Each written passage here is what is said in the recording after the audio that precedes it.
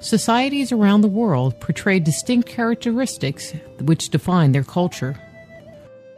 From the clothes worn, the language spoken, and the customs and traditions that are passed from generation to generation, each of these can provide insights into a cultural group. There are, however, a number of universal customs that are practiced on each continent around the globe. They include circumcision, death and burial rituals, and cranial deformation. These traditions originated in our remote past, their purpose and meaning seemingly lost to the sands of time. It was once believed that head modifications developed in Egypt and spread around the world. Researchers have concluded that this phenomena was not isolated to one geographic area and then disseminated out into the surrounding areas. Instead, this bizarre hallmark of ancient societies sprang up around the world in different cultural groups independently. Many have come to believe it to be an inherent step in the evolution of a group's culture. Cranial deformation is a distinct and painful tradition.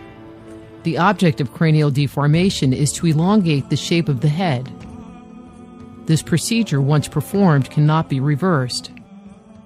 Most importantly, individuals who have had this procedure performed, unlike circumcision, cannot conceal it.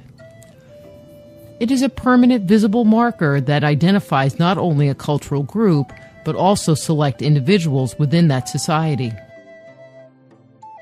When a child is born, the infant's head is fashioned or molded into a unique long and slender shape.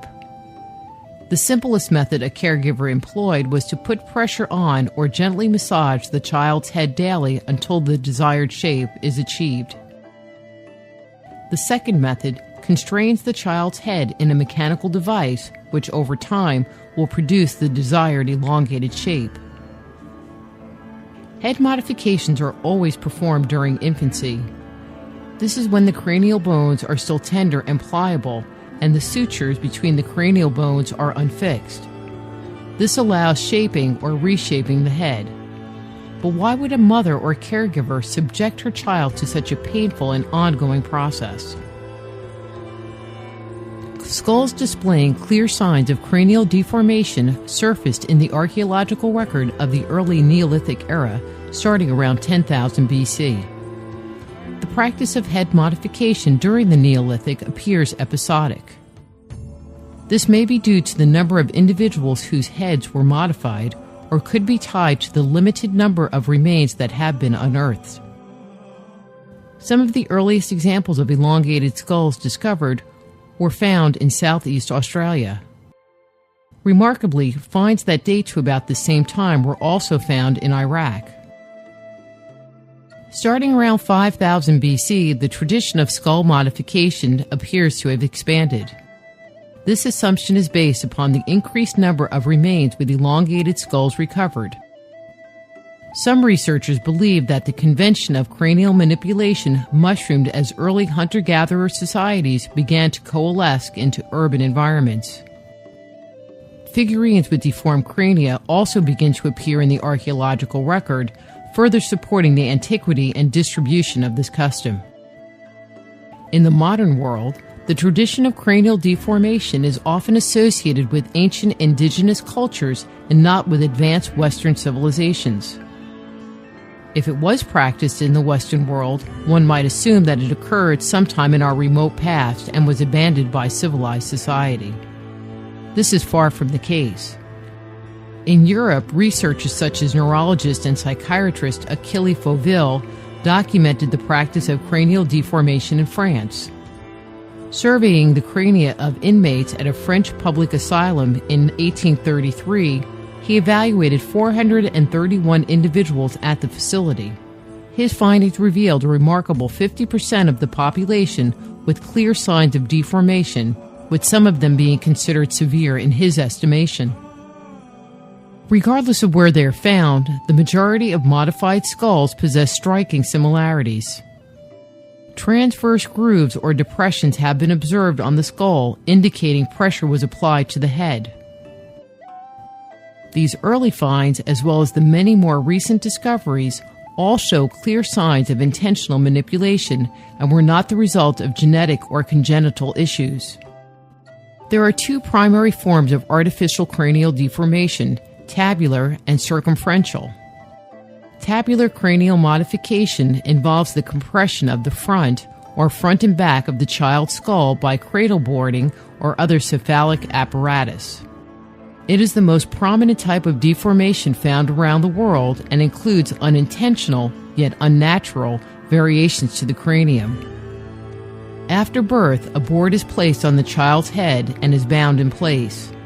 This flattens the child's forehead.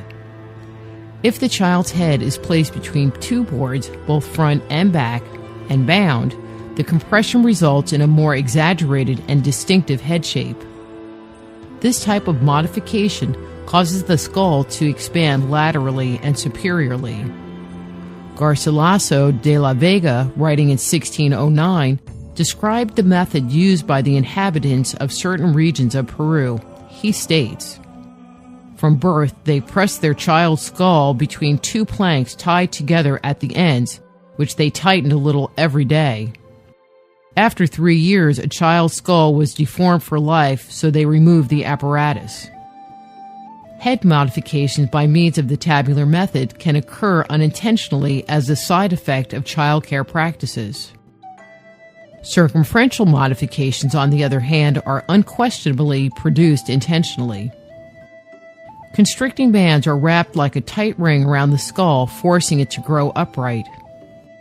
This method reduces the diameter of the skull while pushing the cranium upward and backward.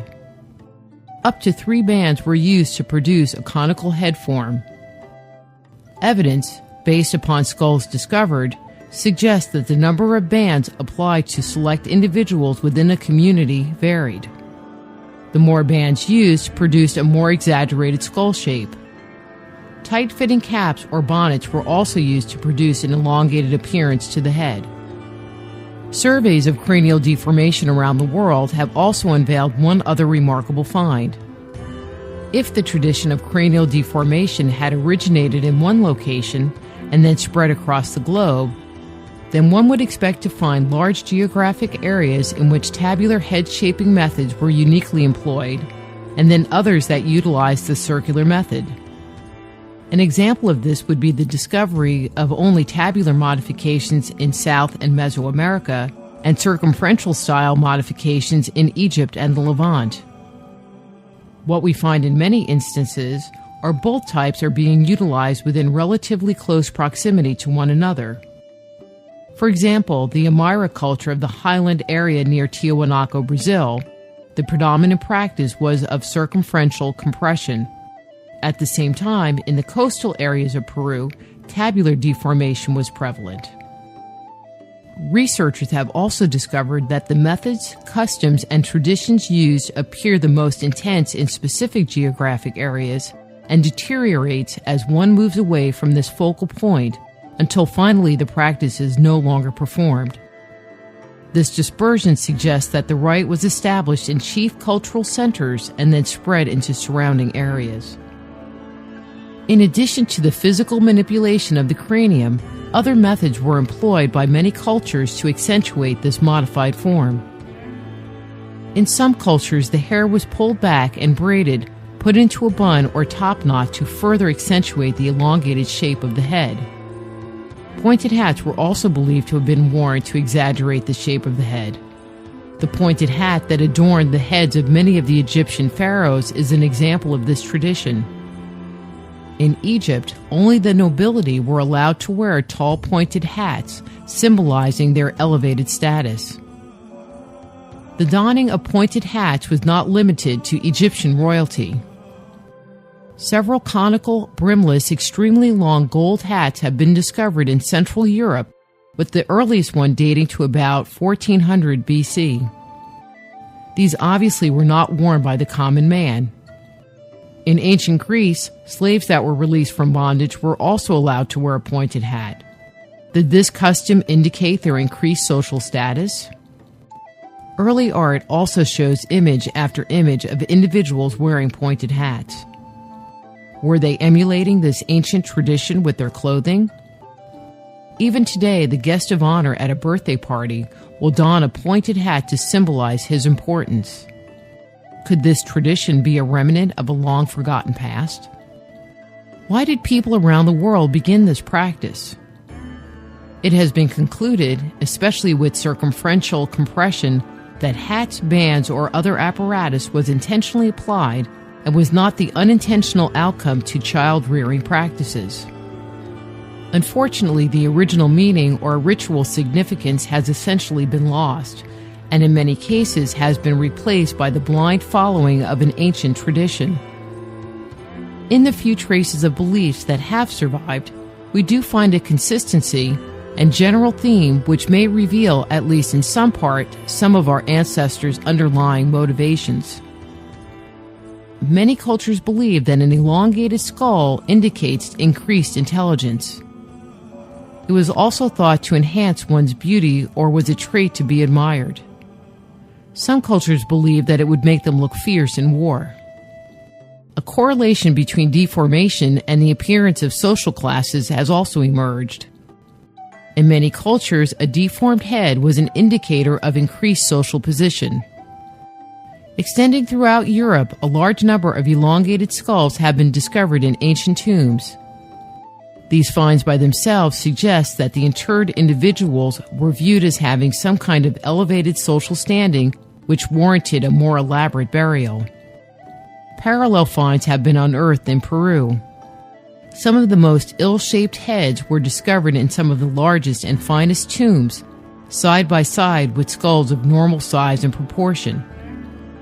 A chief or member of the royal family, for example, may exhibit increased deformation, while a priest, shaman, or individual with local eminence may display a less intense modification. Thus, he who has the longest head was the most noble. Studies into indigenous cultures like the Native American Chinooks of the Pacific Northwest relay that slaves were never permitted to practice this ritual. The ancient macrocephali people of Africa, to whom the word macrocephalic is derived, believed that men of low birth had no right to observe this custom. This may explain in part why this modification was not equally employed by all members of a community. Some cultures report that the practice of cranial deformation was passed on as an edict from the gods. Ancient Polynesian tradition informs us that this rite was brought to them by a group of light-skinned people whose home was in the sky. In Central America, claims are made that this custom was employed because the gods told their ancestors to do it. They go on to state that the practice made it easier to carry burdens. In Peru, the gods ordered the people to perform this strange ritual so that their children would be weak, submissive, and obedient. It is unclear why the intentional manipulation of the skull was adopted. This practice, once decided upon, takes years to unfold before a child is grown and enters into a position of power or prestige. It seems evident that this painful procedure was not a response to some innate primal impulse. It seems hard to fathom that a parent or caregiver would want to inflict years of relentless pain and discomfort on an individual based on an ancient fashion trend. Implementation of elongation would also require long-term planning and commitment on the part of the caregiver for it to ever flourish. If it were something that humanity was compelled to do as part of its social evolution, then it would only make sense that it would be found more widely distributed. This practice, however, was confined to certain classes and specific geographic areas. It seems obvious that this tradition was so important to our ancestors that it lingered and had been passed down through time to the modern era, its meaning and real significance lost. The willing decision to adopt this practice around the world seems unlikely. Perhaps it is not a haphazard invention of our ancestors as is currently believed. It seems more likely this practice was imposed upon the people by an outside source. The special knowledge required by caregivers to implement this delicate procedure appears to have developed overnight. Then when we take into account the uniformity of method, tools, and techniques used by cultures around the world, it is difficult to escape that this practice originated independently. Who were these people who imposed the tradition of cranial deformation on our ancestors? Survivors of the Great Flood as recorded in the Bible? Remnants of the Atlantean legacy? Or members of an extraterrestrial race? We do not have the answer to that question right now, but as more evidence is unearthed, the true origin of this practice will be revealed.